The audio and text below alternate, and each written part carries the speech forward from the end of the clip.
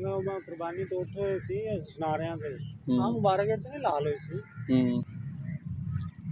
जी बिल्कुल, इस वक्त हम मौजूद हैं बहावल नगर रेलवे कॉलोनी ग्राउंड में, जहाँ पे आप मेरे अकब में देख सकते हैं कि यहाँ पे कुछ तो भैंसें फिर रही हैं और भैंसों के जो मालिक हैं वो भी इसे चराने के लिए कोशिश करते हैं और अच्छी इनकी देखभाल करते हैं। मेरे साथ ये इसके जो मालिक हैं इन जानवरों के, ये इस वक्त मेरे साथ मौजूद हैं। इजाज़ खोखर साहब हैं, ये इनके पास तकरीबन 15 से 20 जानवर हैं। कुछ ये इस जगह पे लेके फिर रहे हैं और कुछ इनके जो साथ साथी होते हैं वो जिस जगह पे इन्हें जो खुराक मिलती है या इन्हें तफरी मिलती है उस जगह पे लेके जाते हैं। तो हमारा ये प्रोग्राम करने का जो मकसद है वो ये है कि हम अपने नाजरीन को बहावल नगर की जो जानवरों की मंडी है, ख़ासकर ये जो भैंसों की मंडी है, इसमें बहावल नगर की कौन कौन सी नस्लें पाई जाती हैं और क्या इनके रेट होते हैं, इनकी देखभाल किस तरीके से होती है।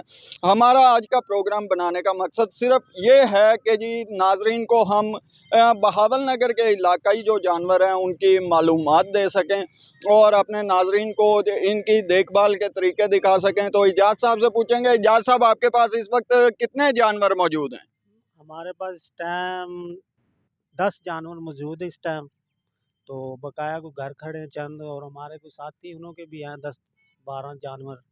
हम सारे मिल बांट के इधर बैठते हैं, सुबह लेके आते हैं इनको अच्छी खुराक और अच्छे कोशिश करते हैं खिलाने की, और इन्हों को अच्छी चारा भी देते हैं। अच्छा, इनकी खुराक में क्या क्या चीज़ें आप इन्हें डालते हैं? सुबह शाम कितने टाइम इन्हें चारा डाला जाता है और क्या चीज़ें डालते हैं? इन्हों को 2 टाइम चारा मिलता है, इन्हों को हम खल और वंडा डालते हैं, और इन्हों की यही खुराक है। और इन्हों को मक्की का पट्ठा डालते हैं, और इन्हों को चोकर वगैरह भी डालते हैं।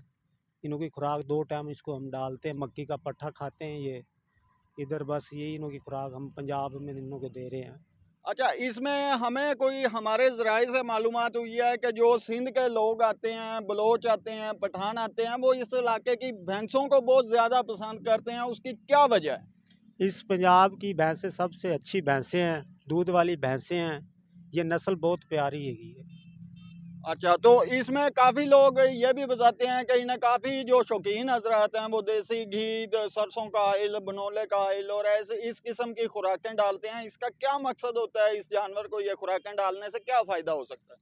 ये लोग कौन सी खुराकें इन्हों को डालते हैं, ये इन्हों की कौन से होते हैं ना, ये मजबूत हो जाएं और दूध ज़्यादा देती हैं इस वजह से।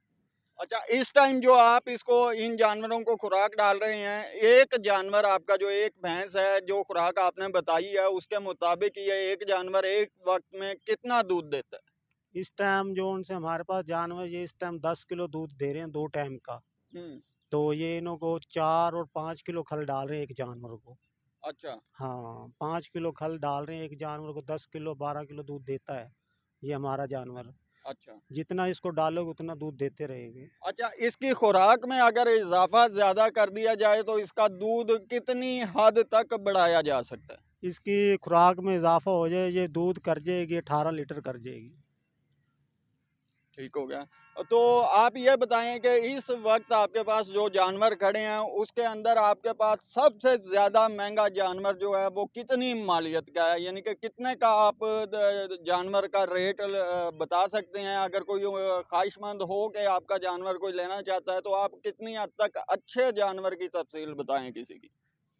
ये हमारे पास तो अच्छे ही जानवर हैं, अपनी तरफ से अच्छे रखे हुए हैं। हमारे पास फ़िलहाल तो बिकाऊ तो नहीं है। हम्म। तो कोई भाई लेना चाहे तो हम उसको अच्छे से अच्छा जानवर दिला सकते हैं, दूध वाला। इधर मार्केट वैल्यू बताए ना, कम से कम रेट भैंस का कितना है और उसका दूध कितना है? इधर अच्छी भैंस का रेट है कम से कम 5 लाख 4 लाख तक रहा है दूध वाली भैंस का। अच्छा। हाँ, सबसे अच्छी जिसके अंदर 15-20 लीटर दूध होएगा, 5 लाख से कम भैंस नहीं है वो। अच्छा, यानी कि आपका कहने का मतलब है कि 15 से 20 लीटर दूध